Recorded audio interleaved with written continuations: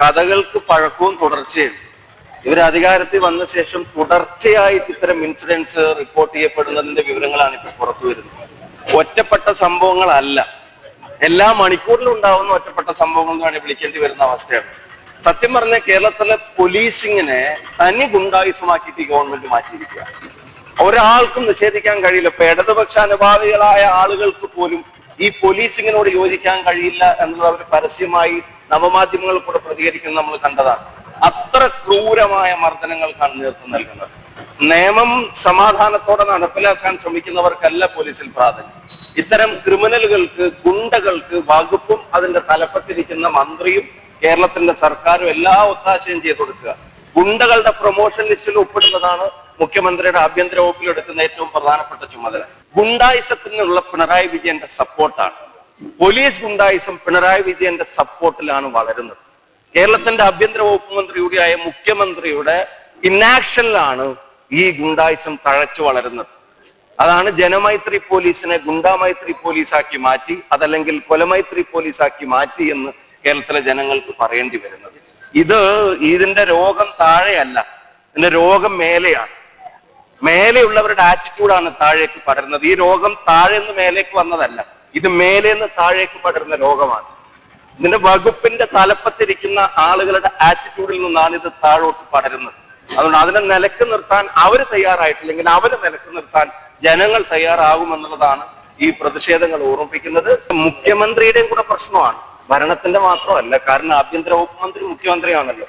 ഇതിനെ നിലക്ക് നിർത്താൻ ശ്രമങ്ങൾ, പോലീസിലെ കുറച്ച് പ്രശ്നങ്ങൾ ഉണ്ടാവും, ഈ പറഞ്ഞതുപോലെ ഉണ്ടാവും. അപ്പൊ ആ പ്രശ്നങ്ങളെ നിലക്ക് നിർത്താനല്ല ശ്രമിക്കുന്നത്, ആ പ്രശ്നക്കാർക്ക് പ്രൊമോഷൻ കൊടുക്കാനാണ് ശ്രമിക്കുന്നത്, ആ പരാതികളെ അവഗണിക്കാനാണ് ശ്രമിക്കുന്നത്. ഞാൻ ചോദിക്കുന്നത്, വിവരാവകാശം കൊടുത്താൽ അതിന്റെ ഒരു റിസൾട്ട് കിട്ടണമെങ്കിൽ കോടതിയെ സമീപിക്കേണ്ടി വരുന്നത് പോലീസിലെ ഒരു പ്രശ്നം മാത്രമല്ലല്ലോ, അഡ്മിനിസ്ട്രേഷന്റെ സപ്പോർട്ടും കൂടി ഉള്ളത് കൊണ്ടല്ലേ. ഭരണത്തിന്റെ പിന്തുണ ഈ ഗുണ്ടകൾക്ക് കൊടുക്കുന്നതാണ് പ്രശ്നം. ഗുണ്ടകൾ പോലീസിൽ ചില ആളുകൾ ഉണ്ടാവാം, അതെല്ലാ ഭരണകാലത്തും ഉണ്ടാവാം. പക്ഷെ അവർക്ക് കൊടുക്കുന്ന അഡ്മിനിസ്ട്രേഷൻ സപ്പോർട്ടാണ്, പൊളിറ്റിക്കൽ സപ്പോർട്ടാണ്, അതിന്റെ പാട്രണേജ് ആണ്. ഗുണ്ടകൾക്ക് കൊടുക്കുന്ന രാഷ്ട്രീയ സംരക്ഷണം. ഞാൻ ചോദിക്കുന്നത്, കൊടി സുനിക്ക് പിന്നെ കോടതിയിൽ ഹാജരാക്കാൻ കൊണ്ടുപോകുമ്പോൾ കാറ് നിർത്തിയിട്ട് 4 വീശാനും അവർക്ക് പിന്നെ ചിക്കൻ കൊടുക്കാനും ഒക്കെയുള്ള സംവിധാനം പോലീസ് ചെയ്തു കൊടുക്കുന്നത് ആരുടെ ഒത്താശയോടെ? അവർക്ക് ഇഷ്ടപ്പെട്ട ജയില്, സെല്ലിലെ സൗകര്യങ്ങൾ, പുറത്തെ ഒക്കെ വിവാദമായതല്ലേ. ഇതൊക്കെ പോലീസിങ്ങിന്റെ കുഴപ്പം കൊണ്ട് മാത്രം ഉണ്ടാവുന്നതാണ്, അല്ല. അത് പൊളിറ്റിക്കലാണ്. രാഷ്ട്രീയ സംരക്ഷണമാണ് ക്രിമിനലുകൾക്കും പോലീസിലെ ഗുണ്ടകൾക്കും ഇവർ കൊടുക്കുന്നത്. അതുകൊണ്ടാണ് ഇത് തുടരുന്നത്. അതുകൊണ്ടാണ് ഇത് നിലക്ക് നിർത്താൻ ഗവൺമെന്റിന് ശ്രമിക്കാത്തതും ഗവൺമെന്റ് നടത്താത്തതും. ആ പ്രശ്നങ്ങളാണ് ഞങ്ങൾ ചൂണ്ടിക്കാണിക്കുന്നത്. ഈ ഗവൺമെന്റിന്റെ കീഴിൽ സകല ഗുണ്ടകൾക്കും ധൈര്യമാണ്. അത് പോലീസിലെ ഗുണ്ടയാണെങ്കിലും ശരി, പുറത്തെ ഗുണ്ടയാണെങ്കിലും ശരി.